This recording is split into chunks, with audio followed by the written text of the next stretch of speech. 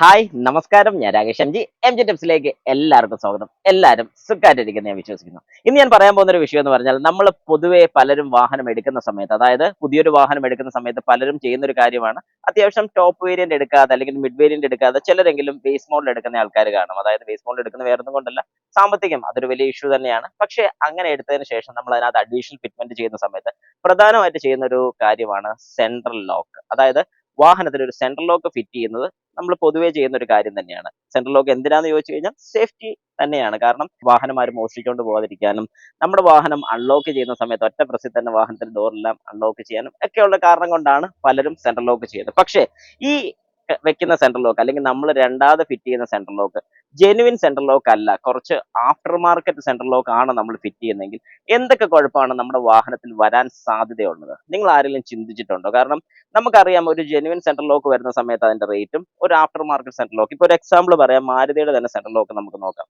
ഒരു after market central lock നോക്കുകയാണെങ്കിൽ ഏകദേശം ഒരു 3000 രൂപ അല്ലെങ്കിൽ ഒരു 4000 രൂപ വരെ നമുക്ക് ആ പ്രോഡക്റ്റ് കിട്ടുന്നുണ്ട്. എന്നാൽ മാരുതിയുടെ ജെനുവിൻ, അതായത് നിപ്പോൾ എന്ന് പറയുന്ന കമ്പനിയുടെ ജെനുവിൻ സെൻട്രൽ ലോക്ക് വരുന്ന സമയത്ത് ഏകദേശം ഒരു 7900, ഒരു 8000 തന്നെ നിങ്ങൾ കൂട്ടുക, അതായത് നേരെ ഇരട്ടി വരികയാണ്. അപ്പൊ അങ്ങനെ നോക്കുന്ന സമയത്ത് ഒരു സാധാരണ വ്യക്തി എന്താണ് ചിന്തിക്കുന്നത്? ശരിക്കും നമുക്കൊരു ജെനുവിൻ എടുക്കേണ്ട കാര്യമുണ്ടോ? ഒരു ആഫ്റ്റർ മാർക്കറ്റ് തന്നെ എടുത്താൽ പോരെ? കാരണം 4000 രൂപയോളം ഒറ്റയടിക്ക് നമുക്ക് വ്യത്യാസം വരുന്നുണ്ട്. അതായത് 4000 രൂപ എന്ന് പറഞ്ഞൊരു ചെറിയ സംഖ്യയല്ല, നല്ലൊരു സംഖ്യ തന്നെയാണ്. ശരിക്കും ഇങ്ങനെ നോക്കുകയാണെങ്കിൽ ഏത് ഫിറ്റ് ചെയ്യാനായിരിക്കും നിങ്ങൾ സജസ്റ്റ് ചെയ്യുന്നത്? ഇപ്പൊ എന്റെ ഒരു രീതി നോക്കുകയാണെങ്കിൽ, ഞാൻ ഉൾപ്പെടെയുള്ള വ്യക്തികൾ നോക്കുമ്പോൾ 4000 രൂപ അല്ലേ ലാഭം എന്നുള്ളൊരു ചിന്ത വരും. പക്ഷേ അവിടെ എന്താണ് വ്യത്യാസം വരുന്നത്? അതായത് എത്ര പേര് ശ്രദ്ധിച്ചിട്ടുണ്ട് എന്ത് വ്യത്യാസം കൊണ്ടാണ് ഈ ഒരു പ്രൈസ് റേഞ്ചിങ്ങിന് മാറ്റം വരുന്നത്?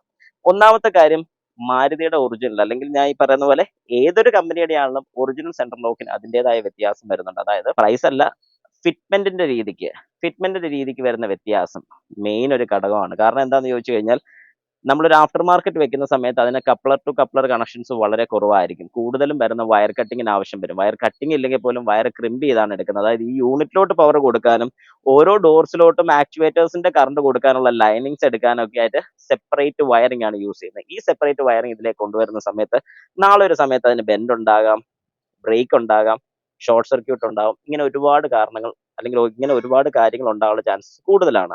പിന്നെ നമ്മൾ അഡീഷണൽ ആയിട്ട് ഫിറ്റ്മെന്റ് ചെയ്യുന്ന ഏതൊരു കാര്യമാണെങ്കിലും നാളെ ഒരു സമയത്ത് അതിനൊരു പ്രശ്നം വരാനുള്ള ചാൻസസ് വളരെ കൂടുതലാണ്. കാരണം ജെനുവിൻ ആക്സസറീസും നമ്മൾ അഡീഷണൽ ആയിട്ട് ഫിറ്റ്മെന്റ് ചെയ്യുന്നതെന്ന് പറയുമ്പോഴത്തേക്ക് അഡീഷണൽ ഫിറ്റ്മെന്റിന് എപ്പോഴും എന്തെങ്കിലും രീതിക്ക് ആ ഒരു ഫിറ്റ്മെന്റ് സ്യൂട്ട് ചെയ്യിക്കാൻ വേണ്ടി ഒരു അഡീഷണൽ ഫിറ്റ്മെന്റ് കൂടെ നമ്മൾ ചെയ്യേണ്ടി വരും. അങ്ങനെ ഒരു കാര്യം കൂടെ ചെയ്യുന്ന സമയത്ത് പിന്നെയും അവിടെ കൂടുതൽ കാര്യങ്ങൾ വേണം, സൗണ്ട് ഉണ്ടാക്കാനുള്ള ചാൻസസ് കൂടുതലാണ്.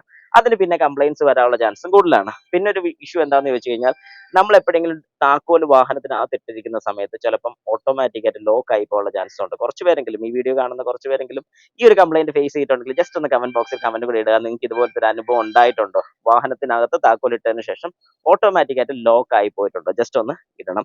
ഓക്കെ, അപ്പൊ അങ്ങനെ ഒരു പ്രശ്നം വരാറുണ്ട്. പിന്നെ ഞാൻ ഈ പറഞ്ഞ പോലെ മെയിൻ ഒരു കാര്യമാണ് ഷോർട്ട് സർക്യൂട്ട്. കാരണം വയറിങ് പലയിടത്തുനിന്ന് ലൂപ്പ് ചെയ്താണ് ഈ പറയുന്ന പോലെ അഡീഷണൽ സെൻട്രൽ ലോക്ക് ചെയ്യുന്നത്. അങ്ങനെ ചെയ്ത് കഴിഞ്ഞാൽ വരാൻ സാധ്യതയുള്ളൊരു കുഴപ്പം എന്താണെന്ന് ചോദിച്ചു കഴിഞ്ഞാൽ, നാളെ ഒരു സമയത്ത്, ഉടനെ അല്ല, നാളെ ഒരു സമയത്ത് പതുക്കെ ഈ ഷെയ്ക്കും കാര്യങ്ങളൊക്കെ വന്ന് അവിടുന്ന് ചെറിയ ഷോർട്ടായി വാഹനത്തിന് തീ വരെ കത്താനുള്ള ചാൻസസ് കൂടുതലാണ്. അതുകൊണ്ട് കഴിവതും നിങ്ങൾ ആഫ്റ്റർ മാർക്കറ്റ് ചെയ്യാതിരിക്കാൻ നോക്കുക.